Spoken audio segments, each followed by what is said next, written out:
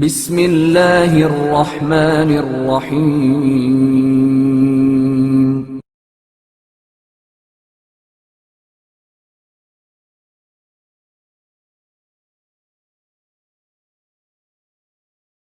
اس کے بعد پیغمبر اکرم صلی اللہ علیہ وآلہ وسلم کی مدح و ثنا کرتے ہوئے ارشاد فرمایا کہ میں گواہی دیتی ہوں کہ میرے پدر بزرگوار حضرت محمد صلی اللہ علیہ وآلہ وسلم اللہ کے بندے اور اس کے رسول ہیں، جن کو بھیجنے سے پہلے چنا گیا اور بعثت سے پہلے منتخب کیا گیا، جس وقت مخلوقات عالم غیب میں پنہاں، نیست و نابودی کے پردوں میں چھپی اور عدم کی وادیوں میں تھیں۔ چونکہ خداوند عالم ہر شے کے مستقبل سے آگاہ، زمانے کے حوادث اور قضاء و قدر سے باخبر ہے، خدا نے حضرت محمد مصطفیٰ صلی اللہ علیہ وآلہ وسلم کو مبعوث کیا تاکہ اپنے مقصد کو آگے بڑھائے، اپنے حتمی فیصلوں کو پایۂ تکمیل تک پہنچائے اور لوگوں پر اپنی رحمت کو نازل کرے۔ جب آپ مبعوث ہوئے تو لوگ مختلف ادیان میں بٹے ہوئے تھے، کفر و الحاد کی آگ میں جل رہے تھے، بتوں اور آگ کی پرستش کر رہے تھے اور خدا کی شناخت کے بعد بھی اس کا انکار کیا کرتے تھے۔ حضرت محمد مصطفیٰ صلی اللہ علیہ وآلہ وسلم کے وجود مقدس سے تاریکیاں چھٹ گئیں، جہالت و نادانیاں دلوں سے نکل گئیں، حیرتیں اور سرگردانیاں آنکھوں سے اوجھل ہو گئیں۔ میرے والد نے لوگوں کی ہدایت کی اور ان کو گمراہی اور ضلالت سے نجات دی، تاریکی سے نکال کر روشنی کی طرف لے کر آئے اور دین اسلام کی راہ دکھائی اور صراط مستقیم کی طرف رہنمائی کی۔ اس کے بعد اللہ تعالی نے انتہائی شفقت و مہربانی اور رغبت کے ساتھ انہیں اپنے پاس بلا لیا، اور اب وہ اس دنیا کے مصائب سے راحت و آرام میں ہیں۔ ان کے گرد ملائکہ ابرار اور رضائے الہی ہے اور سر پر رحمت خدا کا سایہ ہے۔ خدا میرے اس باپ پر رحمت نازل کرے جو اس کا نبی، وحی کا امین، مخلوقات میں منتخب، مصطفیٰ اور مرتضیٰ تھا۔ اس پر سلام و رحمت و برکت خدا ہو۔ اس کے بعد آپ نے مجمع کو مخاطب کرتے ہوئے کتاب خدا کی اہمیت اور احکام خدا کا فلسفہ بیان فرمایا۔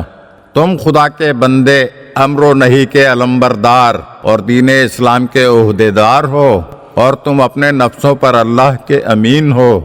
تم ہی لوگوں کے ذریعے دوسری اقوام تک دین اسلام پہنچ رہا ہے۔ تم نے گویا یہ سچ سمجھ لیا ہے کہ تم ان صفات کے حقدار ہو، اور کیا اس سلسلے میں خدا سے تمہارا کوئی عہد و پیمان ہے؟ حالانکہ ہم بقیت اللہ اور قرآن ناطق ہیں، وہ کتاب خدا جو صادق اور چمکتا ہوا نور ہے، جس کی بصیرت روشن و منور اور اس کے اسرار ظاہر ہیں۔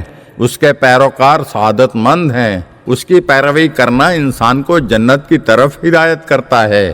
اس کی باتوں کو سننا وسیلہ نجات ہے، اور اس کے بابرکت وجود سے خدا کی نورانی حجتوں تک رسائی حاصل کی جا سکتی ہے۔ اس کے وسیلے سے واجبات و محرمات، مستحبات و مباحات اور قوانین شریعت حاصل ہو سکتے ہیں۔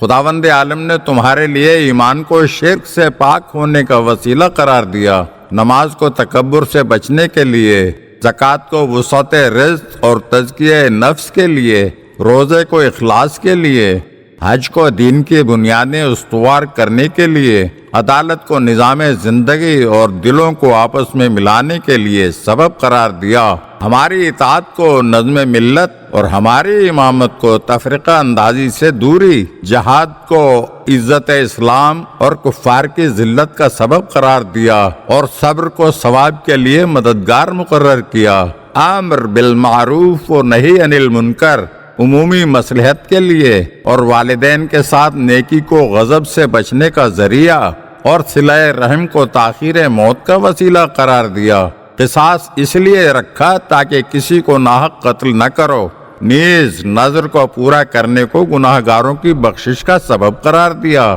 اور پلیدی اور پست حرکتوں سے محفوظ رکھنے کے لیے شراب خوری کو حرام کیا، زنا کی نسبت دینے سے اجتناب کو لعنت سے بچنے کا ذریعہ بنایا، چوری نہ کرنے کو عزت و عفت کا ذریعہ قرار دیا، خدا کے ساتھ شرک کو حرام قرار دیا، تاکہ اس کی ربوبیت کے بارے میں اخلاص باقی رہے۔ اے لوگو، تقوی و پرہیزگاری کو اپناؤ تاکہ تمہارا خاتمہ اسلام پر ہو، اور اسلام کی حفاظت کرو، خدا کے اوامر و نواہی کی اطاعت کرو، اور خدا سے صرف علماء ڈرتے ہیں۔